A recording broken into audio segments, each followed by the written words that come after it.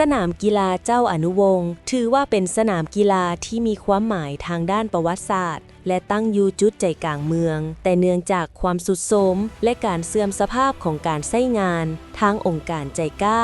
จึงได้ให้การช่วยเหลือล่าในการปรับปรุงคืนใหม่เคยได้ยินว่า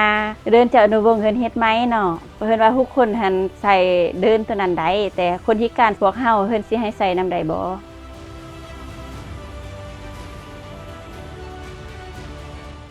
พอตอนกี้หันเฮาก็มีห้องซ้อมเดินเจ้าอนุวงศ์เนาะคือว่าเฮาไปซ้อมตอนนั้นหันแม่นความสะดวกของเฮาก็บ่มีเนาะเข้าห้องน้ำมันก็บ่สะดวกให้คนพิการเฮามันก็เฮ็ดให้เฮายากหลายอย่างเนาะก็ขออยากให้เฮ็ดทางหล่อเลื่อนขึ้นเนาะ1ทางห้องซ้อมเฮาก็มีทางหล่อเลื่อน2เข้าห้องน้ำเฮาก็อยากให้มีทางหล่อเลื่อนของคนพิการเฮา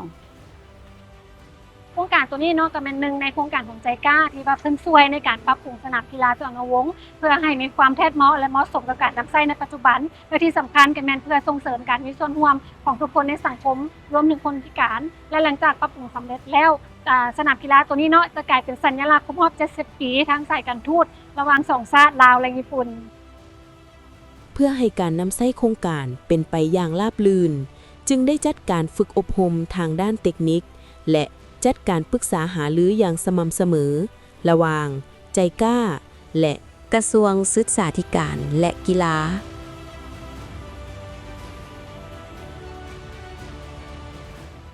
อันที่หนึ่งมันอยากให้สนามกีฬาแห่งนี้นี่ให้กลายเป็นบ่อนที่ทุกคนรวมทั้งคนพิการสามารถเล่นกีฬาได้อันที่สองให้กลายเป็นสถานที่ที่สามารถจัดกิจกรรมแลกเปลี่ยนซึ่งกันและกัน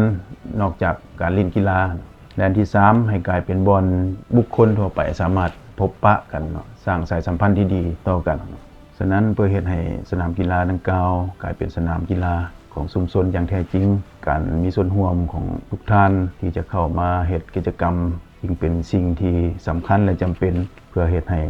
การบริการของพวกเราได้รับการพัฒนาดีขึ้นเรื่อยๆมาร่วมสร้างสังคมแบบมีส่วนร่วมไปพร้อมๆกัน